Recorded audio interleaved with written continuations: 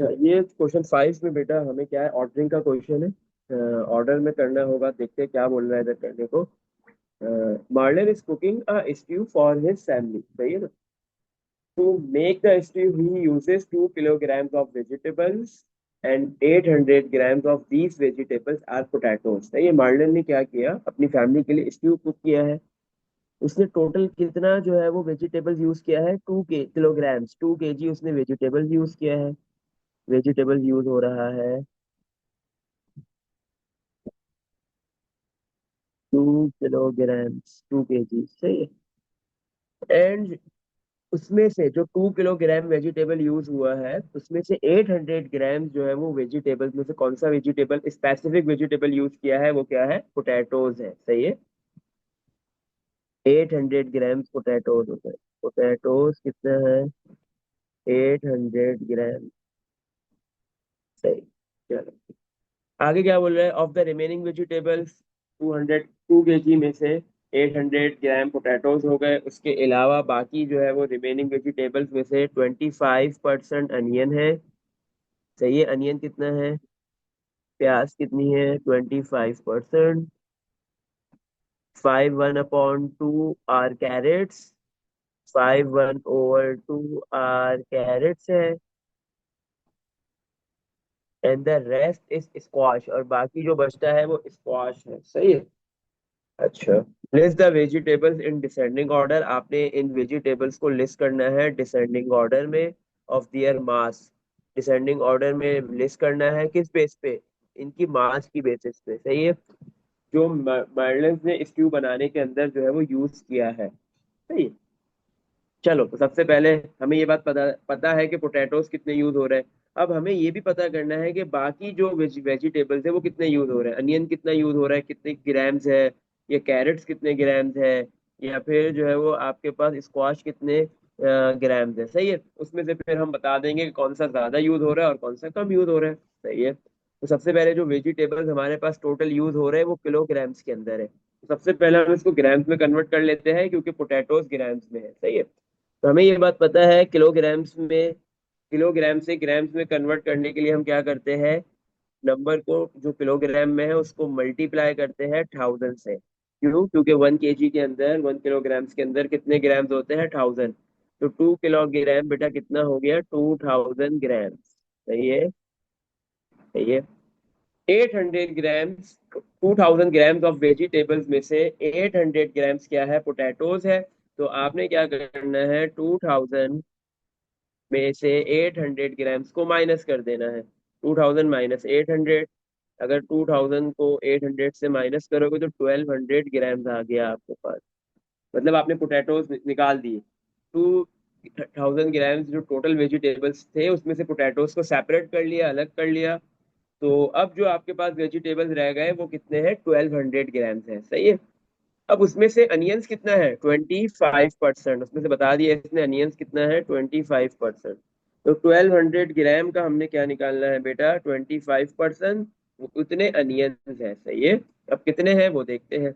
अच्छा बेटा, 1200 grams total अब आपके पास वेजिटेबल्स है, उसमें से अनियंस कितने हैं, 25% है। तो 1200 को मल्टीप्लाई कर देंगे 25% से, सही है। तो 1200 तो जैसे ही 25% से मल्टीप्लाई करेंगे तो हमें ये बात पता चल जाएगा कि अनियन कितने बाय मास है, मास कितने, मास में कितना अनियन यूज किया जा रहा है, कितने ग्राम्स ऑफ अनियंस यूज किया जा रहा है, सही है। तो मल्टीप्लाई, 25% हटाएंगे तो 25 को डिवाइड कर देंगे 100 से। तो ये परसेंट हटा, परसेंट हटा के, हटाने की जगह पे हमने क्या लगा दिया, परसेंट हटा के हमने क्या लगा दिया, डिवाइड में 100। ये दो जीरो से दो जीरो कैंसिल हो गए। 12 को किससे मल्टीप्लाई करना है, 25 से, और डिवाइड में 1 है, 1 लिखने की नीड नहीं है। 12 को 25 से मल्टीप्लाई कर देते हैं। 12 × 25 कितना हो जाएगा, 300, सही है। तो 300 ग्राम जो है वो बेटा आपके पास क्या है, अनियंस है, सही है। 25%, जो आपके पास वेजिट पोटैटोज के अलावा बाकी जो वेजिटेबल्स बच गए उसके 25% जो है वो अनियंस है, और वो अनियंस कितने बन रहे हैं, 300 ग्राम्स बन रहे हैं, सही है। अच्छा, अब आपके पास जो है वो 5/12 क्या है, कैरेट्स है, सही है। अब आपके पास जो टोटल वेजिटेबल था, सबसे पहले उसमें से पोटैटोस को अलग कर लिया हमने, हमें ये पता चल गया बाकी तीनों आपके पास जो वेजिटेबल थे वो कितने, उनका कितना मास है, वो कितने ग्राम्स में है, सही है। फिर इसके बाद हमने, अब हम क्या करेंगे, हमने निकाल लिया अनियन का मास भी निकाल लिया कि टोटल अनियंस कितने यूज हो रहे हैं। अब 1200 ग्राम्स था हमारे पास, 1200 ग्राम्स में अनियंस भी है और आपके पास जो है वो कैरेट्स भी है और स्टॉक भी है, सही है। तो अब इसमें से हमने क्या करना है, 1200 ग्राम्स में से अनियंस को निकाल देना है, फिर हम कैरेट्स निकाल लेंगे कितने कैरेट्स है, सही है। तो 1200 में से 300 ग्राम्स को माइनस कर देंगे, तो अब हमारे पास ये रह गया 900 ग्राम्स। 900 ग्राम्स वेजिटेबल्स बच गए, जिसमें दो चीजें आ रही है, एक कैरेट्स आ रहे हैं और दूसरा आपके पास स्क्वाश आ रहा है, सही है। अच्छा, तो अब हमने कैरेट्स निकालने हैं कि कैरेट्स कितने हैं, 900 ग्राम्स जो अब वेजिटेबल्स में से कैरेट्स कितने हैं और बाकी क्या है, द रेस्ट इज स्क्वाश, बाकी जो बचेगा वो स्क्वाश है। तो अगर हमें कैरेट्स पता चल जाते हैं तो उसको 900 से माइनस कर देंगे, तो फिर हमें क्या पता चल जाएगा, स्क्वाश पता चल जाएंगे। अब इसने क्या बोला कि ये जो आपके पास 900 ग्राम्स बचा है, इसके आपने क्या है 5/12, टोटल 12 हिस्से करने हैं और उसमें से 5 पार्ट्स क्या है, कैरेट्स है। तो ये 12 हिस्सों में से 5 पार्ट्स, 5 पोर्शंस, 5 पार्ट्स कैरेट्स है। तो मैंने क्या किया, 900 को यहाँ पे डिवाइड कर दिया 12 से।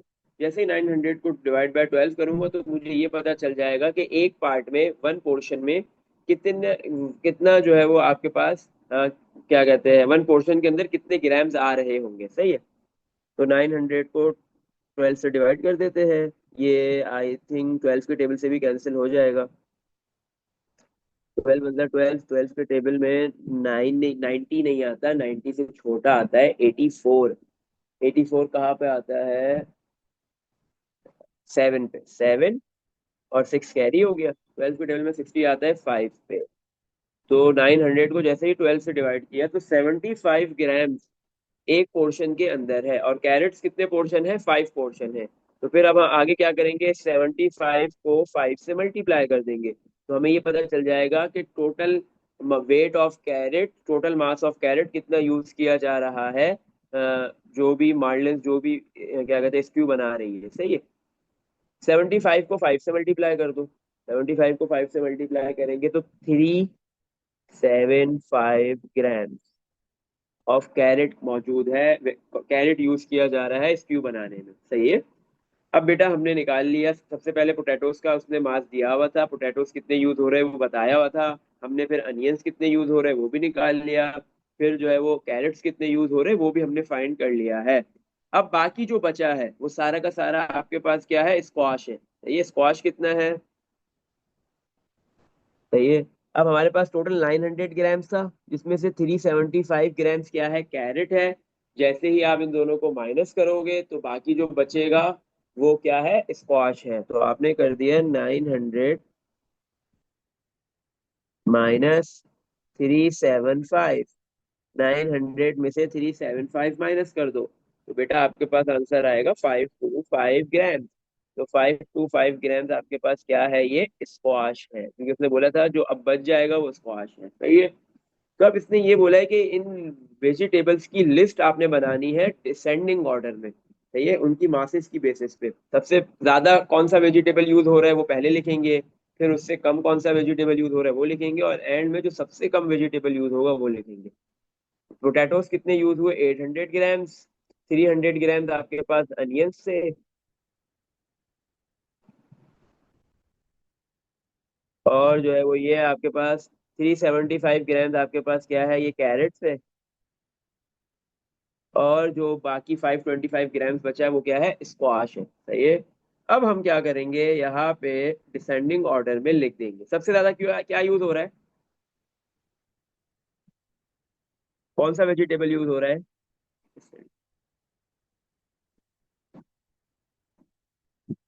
कि सबसे ज्यादा कौन सा वेजिटेबल यूज हो रहा है, ऑब्वियस है पोटैटोज यूज हो रहे हैं 800 ग्राम, तो हम सबसे पहले लिखेंगे पोटैटोज, सही है। उसके बाद बेटा हमारे पास जो है वो 300 ग्राम अनियन है, 375 कैरेट्स है, और 525 ग्राम स्क्वाश है, तो इसके बाद आएगा स्क्वाश, क्योंकि वो इन तीनों से ज्यादा यूज हो रहा है, सही है। फिर उसके बाद आपके पास बेटा कैरेट ज्यादा यूज हो रहा है, 375 ग्राम्स है, तो कैरेट लिख देंगे। और लास्ट में बेटा आपके पास है अनियंस, क्योंकि वो 300 ग्राम यूज हो रहे हैं तो फिर आएगा अनियंस। सही है। तो हमें ये पता चल गया कि टोटल जो है वो स्ट्यू बनाने में मर्लन्स को जो है वो 2 किलोग्राम जो वो वेजिटेबल यूज कर रही है, उसमें सबसे ज्यादा पोटैटोज यूज हो रहे हैं 800 ग्राम्स। उसके बाद स्क्वाश यूज हो रहा है 525 ग्राम्स। उसके बाद कैरेट्स यूज हो रहे हैं 375 ग्राम्स, एंड देन लास्ट वो यूज कर रही है अनियंस 300 ग्राम्स। सही है। इसमें देख लो बेटा, कुछ पूछना है? Any question? नो। चलो आगे मूव करते हैं नेक्स्ट क्वेश्चन की तरफ। The table shows the temperature at midday and midnight at 4 locations A B C and D. आपके पास टोटल नंबर ऑफ लोकेशंस कितनी है? 4। A B C and D.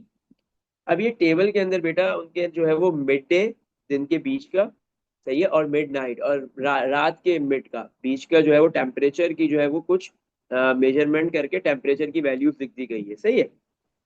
अब आओ लोकेशन ए पे मिड डे टेम्परेचर कितना है? ये सारे के सारे टेम्परेचर डिग्री सेंटीग्रेड में है। सही है। मिड डे टेम्परेचर कितना है लोकेशन ए पे? 17। मिड नाइट में टेम्परेचर कितना है लोकेशन ए पे ही? 0। 0 डिग्री सेंटीग्रेड। इसी तरह बी का दोनों का दिया हुआ है, सी भी दिया हुआ है और डी का भी दिया हुआ है। Work out the temperature change from mid day to mid night in each of the 4 location. मतलब वर्क आउट करो, टेम्परेचर चेंज निकालना है। आपने क्या करना है? टेम्परेचर में कितना डिफरेंस है मिड डे और मिड नाइट, इन दोनों टेम्परेचर में कितना डिफरेंस है, कितना चेंज है, कितना फर्क है, वो निकालना है। ऑल 4 लोकेशन, चारों की चारों लोकेशन का। And then list the location in order of temperature change. और फिर आपने क्या करना है? उन लोकेशंस को लिस्ट करना है ऑर्डर ऑफ टेम्परेचर चेंज में। सही है। अच्छा, अब कौन सा किस तरीके से करना है? जिसमें ज्यादा चेंज होगा वो वाला पहले आएगा, या जिसमें कम चेंज होगा वो वाला पहले आएगा? Is your list of location in ascending और descending order of temperature change. फिर हम देखेंगे कि लोकेशन ए और लोकेशन बी में आपके पास जो है वो टेम्परेचर चेंज कितना है। लोकेशन बी और लोकेशन सी में जो है वो टेम्परेचर का चेंज कितना आ रहा है। लोकेशन सी और डी में टेम्परेचर का चेंज कितना आ रहा है। या तो ये जो टेम्परेचर चेंजेस आ रहे हैं, या तो ये असेंडिंग ऑर्डर में चल रहा है या डिसेंडिंग ऑर्डर में चल रहा है, या इसमें कोई भी ऑर्डर नहीं है। वो इसने पूछा है। तो सबसे पहले हम क्या करेंगे? चारों लोकेशन में टेम्परेचर का डिफरेंस निकालेंगे, मिड डे और मिड नाइट का। सबसे पहले आ जाते हैं लोकेशन ए पे। लोकेशन ए। अच्छा, लोकेशन ए में हमारे पास एक है मिड डे टेम्परेचर और एक है मिड नाइट टेम्परेचर। अब उसका बोला है डिफरेंस निकालना है, मतलब बोला है इन दोनों टेम्परेचर में कितना चेंज है, कितना फर्क है, तो डिफरेंस निकालना है। तो ये चेंज मीन्स कितना फर्क है, तो डिफरेंस निकालेंगे, माइनस करेंगे। अब याद रखो बेटा, मिड डे और मिड नाइट के टेम्परेचर को जब आप माइनस करने जाओगे किसी भी लोकेशन का, तो आपने बड़े में से छोटी वैल्यू को माइनस करना है, बिगर माइनस स्मॉलर करना है। सही है, क्योंकि जब भी आप डिफरेंस निकालते हो तो आप बड़े में से छोटे को माइनस करते हो। सही है। अब हो सकता है कहीं पे मिड डे टेम्परेचर ज्यादा हो और कहीं पे आपके पास मिड नाइट टेम्परेचर ज्यादा हो, ऐसा पॉसिबल नहीं है, मुश्किल होता है। बट अगर आप देखो तो ऐसा नहीं है। तो हम क्या सिंपली कर रहे हैं कि मिड डे टेम्परेचर को मिड नाइट टेम्परेचर से माइनस कर देंगे। सही है, क्योंकि आपके पास मिड डे टेम्परेचर सारी लोकेशंस के ज्यादा है और मिड नाइट टेम्परेचर सारी लोकेशंस के कम ही है, मिड डे टेम्परेचर के क्या कहते हैं कॉम्पिटेंट में। सही है। लोकेशन ए पे मिड डे का टेम्परेचर कितना है? 17। और मिड नाइट का टेम्परेचर है 0। इन दोनों को माइनस करेंगे, 17 माइनस 0 कितना आ गया बेटा? 17 आ गया। तो ये लोकेशन ए में दोनों mid day mid night temperature का डिफरेंस है 17। अब मूव करते हैं लोकेशन बी की तरफ। लोकेशन बी में मिड डे टेम्परेचर है 30 और लोकेशन बी में मिड नाइट टेम्परेचर है 10। इन दोनों को माइनस किया, 30 माइनस 10 इज 20। टेम्परेचर डिफरेंस आ गया 20 का। अब मूव करते हैं लोकेशन सी की तरफ। लोकेशन सी में हमारे पास जो है वो मिड डे टेम्परेचर जो है वो 13 है और मिड नाइट टेम्परेचर -5 है। तो ये और इन दोनों का डिफरेंस निकालना है तो माइनस करेंगे। याद रखो दोनों वैल्यूज को माइनस किया जाएगा। अब हमने ये नहीं देखना कि उनके साइन ऑलरेडी प्लस में है या माइनस में, हमें उनके साइन से कोई लेना देना नहीं है। जब भी डिफरेंस निकाला जाएगा, चेंज निकाला जाएगा, तो दो चीजों को माइनस किया जाता है और बड़े में से छोटा माइनस होता है। 13 माइनस माइनस +5, तो चेंज आ गया 13 + 5 इज 18। सही है। Next location D, last location है हमारे पास। लोकेशन डी की अगर हम बात करें तो मिड नाइट टेम्परेचर हमारे पास मिड डे टेम्परेचर -8 है, और मिड नाइट टेम्परेचर -27 है। सही है। बीच में क्या आएगा, माइनस आएगा, माइनस करेंगे तो -8 माइनस माइनस +27। -8 + 27 करोगे मतलब 27 में से 8 अगर हम माइनस कर दे तो आंसर आएगा 19। सही है। तो हमने क्या किया, चारों लोकेशंस का मिड डे और मिड नाइट टेम्परेचर का जो है वो चेंज निकाल लिया। सही है। And then list the locations in order of temperature change, और आपने फिर क्या करना है, लिस्ट बनानी है लोकेशंस की in order of temperature change. सही है ना। अब इसने क्या बोला है, is your list of locations in ascending और descending order of temperature change.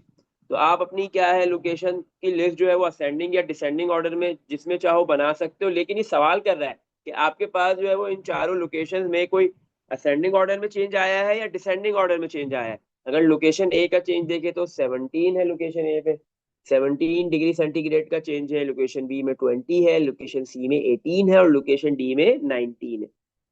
ए और बी में देखेंगे तो 17 से 20 हुआ, बढ़ रहा था। अगर सी में बढ़ता और फिर डी में भी वैल्यू बढ़ती तो आप बोलते कि ये चेंज जो है वो असेंडिंग ऑर्डर में चल रहा है। सही है। या फिर आप अगर ये इसका रिवर्स होता तो आप बोलते डिसेंडिंग ऑर्डर में चल रहा है, बट यहाँ पे ना असेंडिंग में चल रहा है और या फिर डिसेंडिंग में भी नहीं चल रहा। तो आपके पास जो टेम्परेचर का जो चेंज आया है वो किसी भी ऑर्डर में नहीं है। सही है। अगर आप देखो, सिर्फ ए और बी को कंपेयर करो, ए से बी की तरफ मूव करते हो तो यहाँ पे बेटा पहले क्या थी, छोटी वैल्यू, कम चेंज था, फिर जो है वो बिगर चेंज था ए और बी में। तो ये आपके पास हो गया असेंडिंग ऑर्डर, अगर आप दो को देखोगे तो। इसी तरह अगर आप सी और डी लोकेशन की बात करो तो सी में 18 है और डी में 19 है, तो यहाँ पे भी क्या है, फर्स्ट वैल्यू स्मॉलर है और सेकंड वैल्यू लोकेशन डी की बड़ी है, बिगर है, तो ये भी असेंडिंग ऑर्डर ही हो गया। लेकिन अगर हम ओवरऑल की बात करें तो बेटा हमारे पास जो है वो ना असेंडिंग ऑर्डर में चेंजिंग आ रही है ना डिसेंडिंग ऑर्डर में चेंज आ रहा है। सही है। अब हमने क्या करना है, हमने लिखना है लोकेशन ए, बी, सी, डी, और उनका क्या करना है, एक लिस्ट बना देनी है, उनका चेंज लिख देना है। चेंज कितना आया, 17, 20, 18 और 19। सही है। इसमें देख लो बेटा, कुछ पूछना है, एनी क्वेश्चन। हम्म। अगर आपको बोले कि बेटा आप अपनी इस लिस्ट को असेंडिंग ऑर्डर में लिखोगे तो पहले कौन सी लोकेशन आएगी, अगर असेंडिंग ऑर्डर में लिखा जाएगा तो पहले आपके पास ए लोकेशन, फिर सी, फिर डी और फिर बी। और अगर बोला जाए इस चेंज को आपने डिसेंडिंग ऑर्डर में लिखना है तो फिर आप बी, डी, सी, ए रिवर्स मूव करोगे, ऐसे ही है। इसमें देख लो, कुछ पूछना है बेटा।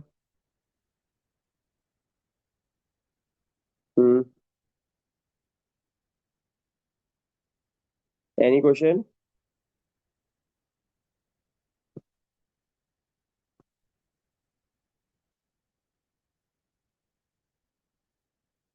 बात में बेटा आवाज आ रही है मेरी।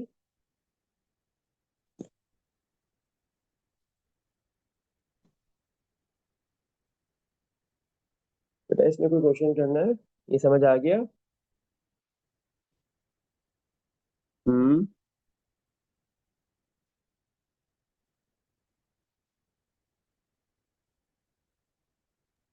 नो। ओके चलो नेक्स्ट क्वेश्चन की तरफ मूव करते हैं। ये लास्ट क्वेश्चन है इस टॉपिक का, question number 7। Three measurements that can be made for a square are diagonal. आपके पास जो तीन मेजरमेंट्स है, सही है, that can be made for a square, मतलब जो स्क्वायर की जो है वो तीन मेजरमेंट्स हम ले रहे हैं, या ये कह सकते हो कि ये तीनों मेजरमेंट बेसिकली स्क्वायर बना रही है। सही है। एक है डायगोनल, एक है पेरीमीटर, और एक है साइड।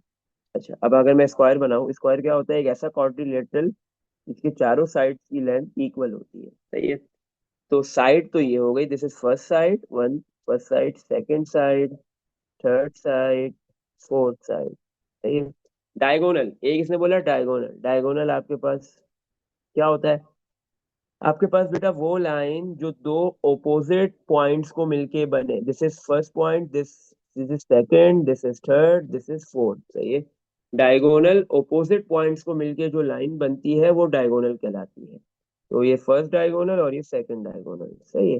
दो डायगोनल्स हो गए, डायगोनल ए और डायगोनल बी। पेरीमीटर क्या होता है? आपके पास कोई भी ज्योमेट्रिकल फिगर है, उसकी जितनी भी साइड्स है उन सारी साइड्स की लेंथ का सम कर दो। तो आपके पास जो है वो स्क्वायर के अंदर कितनी साइड्स है? फोर साइड्स है। तो आप करोगे side one plus side two plus side three plus side four, मतलब चारों साइड्स की लेंथ को प्लस कर दोगे तो स्क्वायर का आपके पास क्या निकल के आ जाएगा? पेरीमीटर। सही है। पेरीमीटर का भी आपको कॉन्सेप्ट समझ आ गया, स्क्वायर की साइड क्या है वो भी समझ में आ गई, डायगोनल भी समझ में आ गया। इसने बोले तीन मेजरमेंट्स है, right these three measurements in ascending order of length. अब इन तीनों मेजरमेंट्स को आपने असेंडिंग ऑर्डर में लिखना है। तो ये किस असेंडिंग ऑर्डर ऑफ लेंथ कि आपके पास कौन सी जो है वो मेजरमेंट लेंथ के लिहाज से छोटी है वो सबसे पहले लिखोगे, उससे बड़ी वाली बाद में आएगी, और फिर सबसे बड़ी जो होगी वो बिल्कुल एंड में आएगी। सही है। तो आपने ये पता करना है कि स्क्वायर का डायगोनल सबसे छोटा है या पेरीमीटर है या साइड। चलो एक काम करते हैं, हम स्क्वायर की कोई भी साइड की एक लेंथ मेजर कर लेते हैं। सही है। मतलब अपनी मर्जी से कोई भी वैल्यू कंसिडर कर लेते हैं। मैं कंसिडर कर लेता हूँ, मेरे पास स्क्वायर है बेटा, उसकी जो एक साइड की लेंथ है, स्क्वायर की एक साइड की लेंथ ले रहा हूँ मैं 5 सेंटीमीटर। हमें ये बात पता है स्क्वायर के चारों साइड्स की लेंथ इक्वल होती है, ऐसे ही है ना? तो कोई भी साइड ले लो, 1 2 3 4, तो आपके पास जो है वो बेटा साइड की लेंथ कितनी होगी? 5 सेंटीमीटर होगी साइड लेंथ। अच्छा, इसी तरह आप क्या करो, पेरीमीटर निकाल लो। पेरीमीटर क्या बोला मैंने, कैसे निकलेगा? चारों साइड की लेंथ को ऐड कर दो। फर्स्ट साइड की लेंथ भी 5 है, सेकंड साइड की लेंथ भी 5 है, थर्ड साइड की लेंथ भी 5 है और फोर्थ साइड की लेंथ भी 5 है। इन चारों को अगर आप प्लस करते हो तो बेटा आपके पास आंसर आ गया 20 सेंटीमीटर। है ये, इसका मतलब साइड लेंथ छोटी है और पेरीमीटर बड़ा है। अब हम देखेंगे डायगोनल, डायगोनल की क्या लेंथ आएगी। सही है। अब डायगोनल की देखो बेटा, आपके पास डायगोनल की लेंथ निकालने के लिए अगर आप देखोगे इस स्क्वायर के अंदर मैंने दो डायगोनल्स बनाए। अगर मैं सिर्फ एक डायगोनल बनाता हूँ दूसरा नहीं बनाता, क्योंकि मैंने आपको समझाया कि दो होते हैं। सही है। सर मैं एक डायगोनल मतलब? डायगोनल बेटा आपके पास वो लाइन होती है जो किसी भी ज्योमेट्रिकल फिगर के दो ओपोजिट वर्ड पॉइंट्स को मिला के बनाई जाए। सही है। जैसे ये एक स्क्वायर बना हुआ है जिसका ये फर्स्ट पॉइंट है और ये वाला इसका सेकंड पॉइंट है। फर्स्ट और सेकंड इन दोनों पॉइंट्स को मिला के जो लाइन बनाई गई है वो डायगोनल। सही है। इसी तरह ये आपके पास एक फर्स्ट पॉइंट और ये उसका ओपोजिट सेकंड, आमने सामने वाले दो पॉइंट्स को मिला के जो लाइन बनाई जाएगी वो डायगोनल कहलाएगी। सही है? अब हमें ये पता करना है कि डायगोनल जो है वो क्या कहते हैं, पेरीमीटर से बड़ी है या साइड लेंथ से छोटी है, या इन दोनों के बिटवीन आ रही है, क्या है वो। अच्छा, अगर आप मैं क्या करूँ, यहाँ पे दो डायगोनल्स बने, एक डायगोनल को मैं मिटा देता हूँ, एक ही डायगोनल रहने देता हूँ। अगर मैं एक ही डायगोनल रहने दूंगा तो आप क्या बोलोगे, सर ये एक क्वाड्रिलेटरल दो स्क्वायर, सॉरी एक स्क्वायर है, ये जो क्वाड्रिलेटरल है ये आपके पास क्या हो गया, दो ट्राइंगल्स के अंदर कन्वर्ट हो गया, दो ट्राइंगल्स के अंदर ब्रेक हो गया। तो अगर हम एक ही ट्राइंगल ले लेते हैं, दोनों में से कोई भी, दोनों सिमिलर ही बनेंगे बिल्कुल एरिया वाइज, तो बेटा ये आपके पास एक ट्राइंगल बन गया, this is right angle triangle. ये कौन सा ट्राइंगल बनेगा? स्क्वायर के अंदर राइट एंगल ट्राइंगल। कौन सा ट्रायंगल बनेगा? Right angle triangle. Right angle triangle बेटा ऐसे टाइप के ट्रायंगल को कहते हैं जिसका एक एंगल 90 डिग्री होता है। सही है। और 90 डिग्री के सामने वाली जो साइड होती है वो हाइपोटेन्यूज कहलाती है, अगर आपने पाइथागोरस थ्योरम कभी पढ़ा हो तो आपको याद होगा। सही है। और बाकी जो दोनों साइड्स है वो तो बेसिकली स्क्वायर की साइड्स है जो 5 5 के इक्वल है हमारे लिए। सही है। अब याद रखो बेटा, आपके पास स्क्वायर के अंदर जो है वो एक डायगोनल बने या दो डायगोनल बने, जितने भी डायगोनल बनाओगे, एक डायगोनल अगर मैं बना रहा हूँ तो वो स्क्वायर को दो इक्वल ट्रायंगल्स के अंदर ब्रेक कर देगी, पहली चीज। और दोनों ही ट्रायंगल जो है वो राइट एंगल ट्रायंगल बनेंगे। सही है। और अगर हम बात करें इसमें, ये जो डायगोनल की साइड होगी या हाइपोटेनियस होगी, कौन सी होगी? राइट एंगल ट्रायंगल की हाइपोटेनियस। और याद रखो राइट एंगल ट्रायंगल में तीनों साइड में जो हाइपोटेन्यूज साइड होती है वो सबसे बड़ी होती है, वो सबसे क्या होती है? बड़ी होती है। सही है। अब इसकी वैल्यू क्या होगी वो हम देखते हैं। उसके लिए बेटा पाइथागोरस थ्योरम बोलता है ये जो हाइपोटेन्यूस वाली साइड है एच, इसका स्क्वायर इक्वल टू बाकी दोनों साइड्स का स्क्वायर। एक साइड भी हमने 5 लेट की है स्क्वायर की, और दूसरी साइड भी ऑब्वियस सी बात है 5 ही होगी। तो 5 स्क्वायर 25 प्लस 5 स्क्वायर 25, तो एच स्क्वायर हाइपोटेन्यूस स्क्वायर इसको इक्वल टू 50 हो गया। सही है। अब हम क्या करेंगे, हाइपोटेन्यूस का जो स्क्वायर है एच, हमें तो हाइपोटेन्यूस चाहिए ना, एच की वैल्यू चाहिए, स्क्वायर हटाना है, तो दोनों साइड पे हम स्क्वायर रूट ले लेंगे। सही है। अगर आप बेटा 50 का स्क्वायर रूट लोगे तो आपके पास जो आंसर है वो क्या आएगा। हम्म। अच्छा 50 तो बेटा परफेक्ट स्क्वायर नहीं है, हमें ये बात पता है। तो ये 50 से छोटा या 50 से बड़ा नंबर जो परफेक्ट स्क्वायर हो कौन सा होता है, 50 से छोटा या 50 से बड़ा। 90 डिग्री। नहीं नहीं, 50 से छोटा या 50 से बड़ा परफेक्ट मतलब एक नंबर है, जैसे 2 का स्क्वायर करूँ 4 आता है, 5 का स्क्वायर करता हूँ 25 आता है। तो 50 से कौन सा छोटा या बड़ा नंबर है जो परफेक्ट स्क्वायर हो, जैसे आपके पास 4 9 16, ये सारे किसी ना किसी नंबर के स्क्वायर ही है ना, तो 50 से छोटा या यस बड़ा सर। कौन सा है। 50 100। से छोटा देख लो, नहीं 50 से छोटा देखो ना बेटा, बड़ा तो 50 क्या हो गया, 64 नहीं है 8 का स्क्वायर, 81 नहीं है 9 का स्क्वायर, 100 पे कहाँ चले गए। ये स्क्वायर लिखवाए थे ना, बोला था इसको याद करो, यस दिमाग में सर। रखो इसको। तो 50 से छोटा बताओ कौन सा होता है। अच्छा स्टार्ट करो, 4 है, 1 होता है, फिर 4 होता है, 4 के बाद 9 आता है 3 का, फिर 4 का 16 होता है, 5 का 25 होता है, 6 का 36 होता है, 7 का होता है 49, 7 का स्क्वायर क्या होता है 49। 49। तो 50 का स्क्वायर रूट लेंगे तो बेटा 7.1 या 01 आंसर आएगा, सही है। तो हाइपोटेन्यूस की मतलब आपके पास डायगोनल वाली साइड की भी वैल्यू आ गई 7.1। तो इन तीनों में से सबसे बड़ी कौन सी है, साइड पेरीमीटर और डायगोनल में सबसे बड़ा कौन है। ये पेरीमीटर 20 आया था, साइड 5 हमने लेट की थी, और हाइपोटेन्यूस आया है 7.1। इन तीनों में से सबसे बड़ा कौन है या सबसे छोटा कौन है। हम्म। इसने हमें बोला है असेंडिंग ऑर्डर ना, सही है। तो हम इसको असेंडिंग ऑर्डर में लिख देंगे तीनों को। Sir sir 5। नहीं, 5 तो सेवन वो पॉइंट है वन क्या, सबसे छोटी 5 है, वो है क्या वो लिखनी है, वैल्यू नहीं लिखनी, वैल्यू हमने अपनी मर्जी से लेट की है। 5 क्या है, साइड लेंथ, साइड है, साइड सबसे छोटी होगी। फिर उसके बाद 7.1 हाइपोटेन्यूस मतलब डायगोनल की लेंथ थी, डायगोनल उससे बड़ा है। और फिर सबसे बड़ा कौन है हमारे पास, पेरीमीटर, सही है। तो इनमें इसको असेंडिंग ऑर्डर में लिख दिया, अगर डिसेंडिंग में बोलेगा तो रिवर्स लिखेंगे।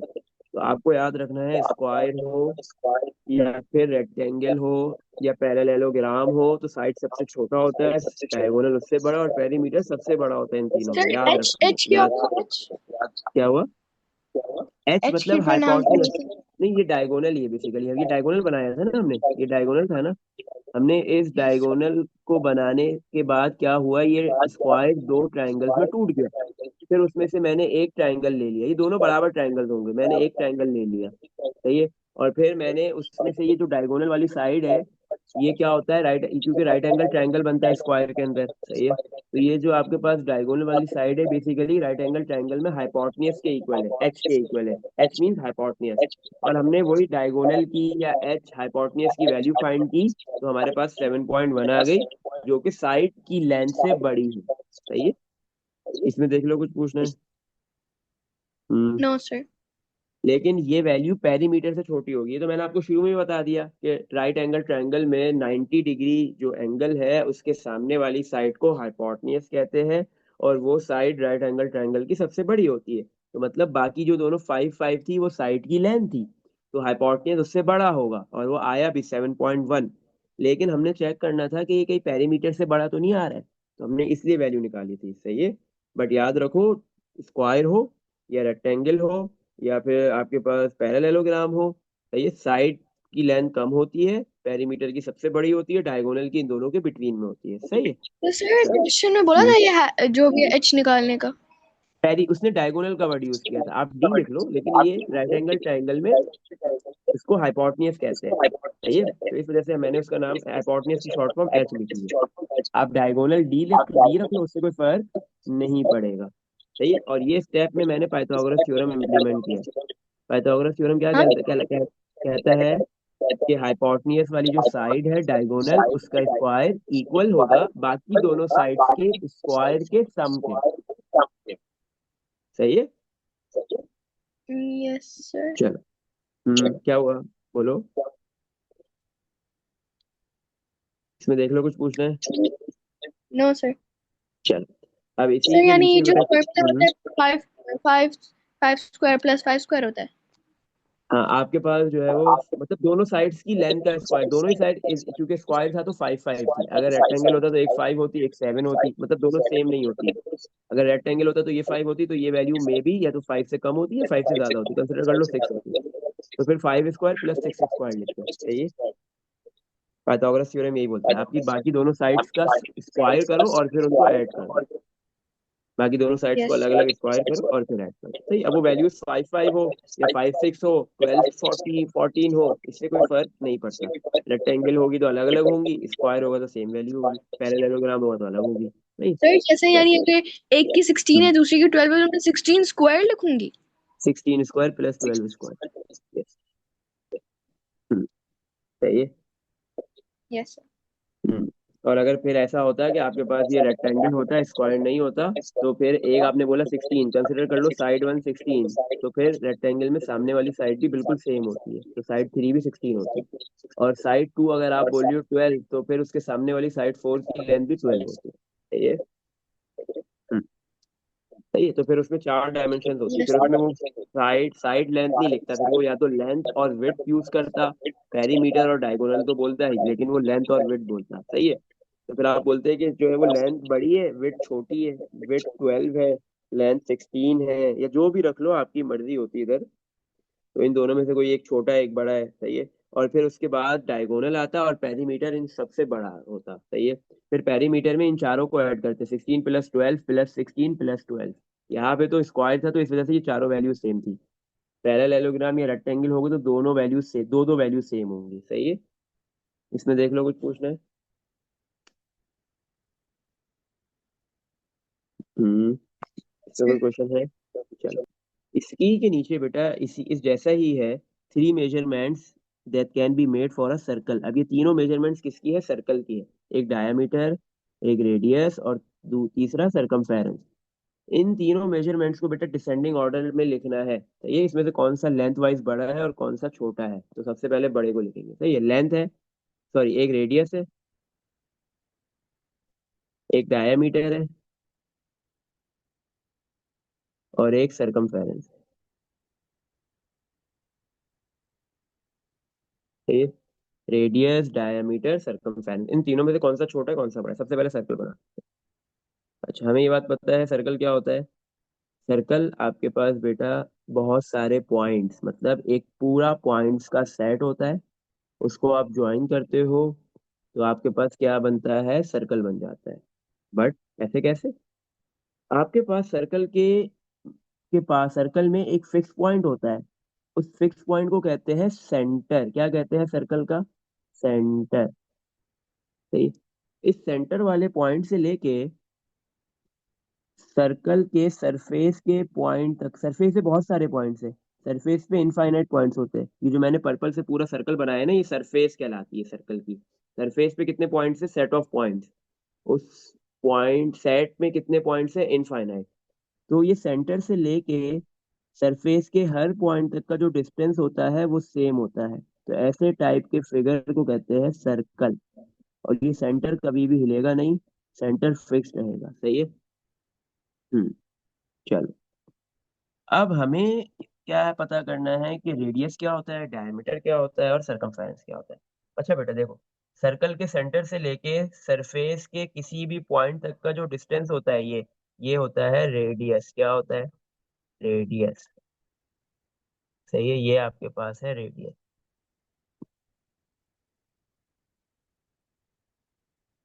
अच्छा, डायमीटर क्या होता है?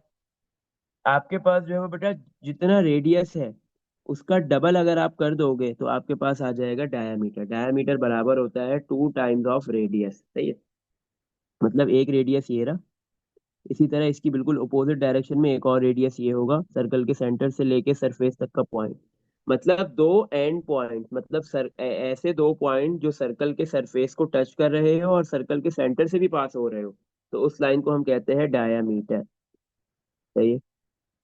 मतलब जब दो रेडियस आपस में मिल जाएंगे, जो लाइन मिलेगी दो रेडियस को मिला के एक जो लाइन बनेगी वो डायामीटर कहलाएगी। तो हमें यह बात पता चल गई कि डायामीटर जो है वो रेडियस के मुकाबले में डबल है, तो इसका मतलब रेडियस छोटा है और डायामीटर बड़ा है। सही है। अब सरकमफेरेंस की बात करते हैं। सरकमफेरेंस क्या होता है? बेटा आपके पास जो है वो ये ऑब्जेक्ट आपके पास या टॉप पे मौजूद है, एक ऑब्जेक्ट है, सर्कल के टॉप पे है। अब वो सर्कुलर पाथ में मूव कर रहा है। ये पूरा डिस्टेंस सर्कल के सरफेस पे सर्कुलर पाथ में मूव कर रहा है। ये पूरा सर्कल का सरकमफेरेंस कहलाता है। इसको आप पेरीमीटर भी कह सकते हो। सर्कल के अंदर ना पेरीमीटर का वर्ड यूज नहीं किया जाता, सरकमफेरेंस का किया जाता है। मतलब अगर मैं बोलूँ स्क्वायर में चार साइड्स होती है, ट्राइंगल में तीन होती है, सर्कल में कितनी होती है? यानी जो उसकी सर्कल आउटलाइन है वो सर्कमफ्रेंस कही जाती है। क्या? यानी जो सर्कल की आउटलाइन है वो सर्कमफ्रेंस हाँ, कही मतलब जाती है। सर्कल की जो आउटलाइन है वो पूरी, मतलब जो सर्कल की पूरी सरफेस है, आउटलाइन है, वो उसकी सरकमफेरेंस कहलाई जाती है। इस तरह ट्रायंगल में तीन साइड है, स्क्वायर में चार होती है, क्वाड्रिलेटरल में चार होती है, कोई किसी भी किस्म का क्वाड्रिलेटरल हो। तो सर्कल में क्या होता है? सर्कल में आपके पास इनफाइनाइट होती है साइड्स। उसकी साइड्स क्या होती है? पूरी एक सर्कुलर रीजन होता है कंप्लीट। मतलब जिस पॉइंट से स्टार्ट करो सर्कल में घूम के वापस उसी पॉइंट पे आ जाओ, तो ये कंप्लीट कहलाता है सरकमफेरेंस। सही है। अच्छा, ये सरकमफेरेंस कितना होता है तकरीबन बेटा? अगर आप जिस पॉइंट से स्टार्ट करो और वापस उसी पॉइंट पे सर्कल में घूम के आ जाओ, तो तकरीबन बेटा ये सरकमफेरेंस की वैल्यू, एंगल इसमें जो एंगल बनेगा वो बनेगा 360 डिग्री। सही है। जब आप एक कंप्लीट रिवॉल्यूशन पूरा सर्कल में घूम लेते हो तो 360 डिग्री बनता है। और ये जो सरकमफेरेंस होता है, सरकमफेरेंस को जो फॉर्मूला होता है बेटा सरकमफेरेंस निकालने का, क्योंकि ये डिपेंड करता है एंगल के ऊपर, सरकमफेरेंस निकालने का फॉर्मूला होता है 2 पाई आर। क्या होता है बेटा? 2 पाई आर। सरकमफेरेंस को शॉर्ट फॉर्म में सी से लिखते हैं। इसका फॉर्मूला होता है 2 pi are. 2 pi basically equal होता है 360 डिग्री के। 2 पाई किसके इक्वल होता है? 360 डिग्री के। आप किसी भी सर्कल के सरफेस पे जिस पॉइंट से स्टार्ट करो वापस उसी पॉइंट पे घूम के आ जाओ, तो आपने कितना एंगल कवर किया है? एक कंप्लीट रिवॉल्यूशन में या तो 360 डिग्री एंगल बनता है या 2 पाई बनता है, दोनों एक ही बात है। 360 डिग्री इक्वल होता है 2 पाई के। सही है। अच्छा, तो आपके पास क्या है? ये आपको पता चल गया 2 पाई। अभी ये 2 पाई किससे मल्टीप्लाई होगा? रेडियस से। जैसे ही वो रेडियस से मल्टीप्लाई होगा तो सरकमफेरेंस आ जाएगा। अब एक काम करते हैं हम, रेडियस की वैल्यू अपनी मर्जी से लेट करते हैं। ये रेडियस की वैल्यू सिर्फ अपनी मर्जी से लेट कर लेते हैं, क्योंकि डायामीटर भी कैसे निकलेगा? रेडियस की मदद से निकलेगा, और सरकमफेरेंस भी कैसे हम फाइंड कर सकते हैं? रेडियस की मदद से ही फाइंड कर सकते हैं। चलो, तो रेडियस की वैल्यू मैंने अपनी मर्जी से लेट कर ली, कंसिडर करते हैं 5 सेंटीमीटर। सही है। तो डायमीटर कितना हो जाएगा? 2 × 2 टाइम्स ऑफ रेडियस। 2 × रेडियस 5 है तो कितना हो गया? 10 सेंटीमीटर। सही है। चलो, अब हम सरकमफेरेंस निकाल लेते हैं। Circumference equal to 2 pi R की जगह पे आ गया 5। 2 × 5 इज 10 पाई। अब पाई की वैल्यू आपको पता है बेटा कितनी होती है? 3.142। अगर मेरे पास कैलकुलेटर नहीं है तो फिर मैं राउंड ऑफ करके भी वैल्यू ले सकता हूँ, क्योंकि मुझे यहाँ पे पर्टिकुलर कैलकुलेशन तो करके दिखानी नहीं है। सिर्फ मुझे ये पता करना है कि सरकमफेरेंस जो है वो डायमीटर से बड़ा है या डायमीटर से छोटा है, क्योंकि रेडियस सबसे छोटा है, डायमीटर उससे बड़ा है। और जो है वो सरकमफेरेंस क्या है? वो डायमीटर से बड़ा आ रहा है, छोटा आ रहा है। सही है, क्योंकि वो रेडियस से छोटा नहीं आ सकता है, क्योंकि सरकमफेरेंस में जो है वो आर मल्टीप्लाई हो रहा है 2 से और पाई से। सही है। जब सही है, तो अब क्या है वैल्यू, वो मुझे फाइंड करनी है। तो 10 को मैं पाई से मल्टीप्लाई कर रहा हूँ, तो पाई की वैल्यू मैं राउंड ऑफ करके 3.14 को राउंड ऑफ करके 3 ले लेता हूँ। तो 10 को 3 से मल्टीप्लाई कर रहा हूँ तो कितना आ गया? 30 सेंटीमीटर। तो इसका मतलब मुझे क्या समझ में आ गया? कि सरकमफेरेंस सर्कल का सबसे बड़ा होता है, डायमीटर उससे छोटा, और सबसे छोटा रेडियस होता है। वो ऐसा होता है क्यों? देखो, आपको पता है कि डायमीटर किसके ऊपर बेस कर रहा है, किसके साथ जो है वो किसके ऊपर डिपेंड कर रहा है? रेडियस पे। डायमीटर कब निकलेगा? जब आपके पास रेडियस हो, रेडियस का डबल करो, डायमीटर आ गया। सरकमफेरेंस में क्या है? देखो, 2 R. 2 R means diameter. 2 times of radius equal to diameter. सही है। तो 2 आर ये जो लिखा हुआ है सरकमफेरेंस का फॉर्मूले के अंदर, ये है डायमीटर। और साथ में डायमीटर के साथ तो मैं इस 2 आर की जगह लिख सकता हूँ सिर्फ डी, और शुरू में लिख दूं ये पाई कॉपी। तो मतलब डायमीटर किससे मल्टीप्लाई हो रहा है? पाई से। और हमें ये बात पता है पाई की वैल्यू 3 पॉइंट समथिंग है। तो डायामीटर जब 3 से पाई कहाँ होता मल्टीप्लाई है? होगा, 5 कहाँ होता है? 2 पाई। पाई क्या होता है? पाए आपके पास बेटा, आपके पास जो है ना वो क्या कहते हैं, कोई भी ऑब्जेक्ट जब सर्कुलर पाथ में मूव करता है ना तो वो एंगल कवर करता है, सही है ना, एंगुलर डिस्प्लेसमेंट कवर करता है जिसको एंगल कहते हैं, सही है। एंगल के ना डिफरेंट यूनिट्स होते हैं। एक यूनिट होता है ये जो अभी मैंने बनाया है, डिग्री, जैसे 360 डिग्री, सही है। एक यूनिट होता है रेडियन, बट वो आपके कोर्स में नहीं है रेडियन, सही है। जो आपके पास जो है वो एंगल 360 डिग्री, ये डिग्री वाले यूनिट में है। 2 पाई ये जो एंगल है ये कौन से यूनिट में है, ये एंगल ही है, रेडियन में, सही है। 2 पाई इसके अंदर है, रेडियन के अंदर है, सही है। बट आपके पास रेडियन का कॉन्सेप्ट ना ओ लेवल के अंदर नहीं है। तो ये 2 पाई है क्या, बेसिकली यूनिट ऑफ एंगल है, सही है। तो आप ये समझो, जब भी आप सर्कुलर पाथ में कंप्लीटली मूव करोगे तो 360 डिग्री मूव करोगे या 2 पाई मूव करोगे, सही है। तो सर यहाँ टू पे पाई इज बेटा equal 2 pi is equal to 360 degree. क्या बोल रहे हो बेटा? यानी sir circumference is equal to 360 degrees. Circumference equal to 360 degrees multiply, ये कह रही हो कि 2 पाई आर है ना फॉर्मूला इसका, तो आप कह रहे हो 2 पाई की जगह मैं 360 लिख दूं और उसको आर से मल्टीप्लाई करवा दूं, लेकिन अब बात होती है कि आपके पास जो है वो इस वक्त दुनिया के अंदर जो यूनिट्स का जो सिस्टम चल रहा है वो है system international unit, SI unit, सही है। तो एसआई यूनिट के अंदर जो है वो डिग्री जो है वो एंगल का यूनिट नहीं कंसिडर किया जाता, बल्कि एसआई यूनिट में एसआई यूनिट ऑफ एंगल कौन सा है, रेडियन होता है। तो इस वजह से हम सरकमफेरेंस के फॉर्मूले में आर को मल्टीप्लाई 2 पाई से करवाते हैं, 360 से नहीं करवाते। क्यों? क्योंकि आपके पास जो स्टैंडर्ड एंगल है सिस्टम इंटरनेशनल के मुताबिक एंगल का वो रेडियन में होता है, डिग्री में नहीं होता, सही है। तो यहाँ पे आप जो है वो जब ज्योमेट्री के अंदर सर्कल्स को पढ़ रहे होगे तो आप जो है वो 360 डिग्री को रेडियन के अंदर कन्वर्ट करते हुए ही काम करोगे। तो याद रख लो 360 degree equal to 2 pi radian, बस ये चीज को आपने यूज करना है। क्योंकि आप जो है वो जब भी कोई भी क्वांटिटीज यूज करते हो तो उनके एंगल्स को आप एज सिस्टम इंटरनेशनल यूनिट के अंदर पुट करोगे। अब ऐसा यूनिट में, सही है, ऐसा unit of angle is radian not degree, तो इस वजह से 360 मल्टीप्लाई आर नहीं हो सकता, सरकमफेरेंस में 2 पाई मल्टीप्लाई आर होता है, सही है। ये चीज समझ में आ गई? देख लो। और पाई आपको पता है, पाई की वैल्यू जो नॉर्मल होती है 22/7, राउंड तकरीबन 22/7 होती है, 3.142 वही आपने लेनी है, सही है। सर अब आर मेरे आर स्टैंड फॉर रेडियस। क्या बोल रही हो, क्या रेडियस? टू पाई के आगे आर लिखा है वो stands for radius. Yes, R, देखो रेडियस को ना शॉर्ट फॉर्म में ना आर से लिखते हैं, डायमीटर को डी से लिखते हैं, सरकमफेरेंस को सी से लिखते हैं, और वो भी कैपिटल, सही है। और बाकी दोनों को स्मॉल से लिखते हैं, आर फॉर रेडियस है, यस, सही है। तो सरकमफेरेंस होता है 2 पाई मल्टीप्लाई बाय रेडियस, सही है। और मुझे ये बात पता है कि 2 मल्टीप्लाई रेडियस डायमीटर है, तो 2 आर जो लिखा हुआ है सरकमफेरेंस में उसकी जगह पे डायमीटर डी आ सकता है, और पाई वैसे ही रहा। तो डायमीटर जब पाई से मल्टीप्लाई होगा, और पाई की वैल्यू 3.142 है, तो जब आपके पास डायमीटर अगर 10 आ रहा है, जब वो 3.142 से या 3 से मल्टीप्लाई होगा तो वैल्यू बढ़ जाएगी। तो इसका मतलब है सरकमफेरेंस सर्कल का सबसे बड़ा होता है, डायमीटर उससे छोटा होता है, और सबसे छोटा सर्कल का रेडियस होता है। इसमें देख लो, कुछ पूछना है बेटा? हम्म, ये चीज़ समझ में आ गई? चलो, अब हम क्या करना है, इसने कौन से ऑर्डर में लिखने को बोला था, डिसेंडिंग ऑर्डर में, सही है। तो लेंथ के लिहाज से सबसे बड़ा सरकमफेरेंस है, हम इसको लिख देते हैं डिसेंडिंग ऑर्डर में, डिसेंडिंग ऑर्डर।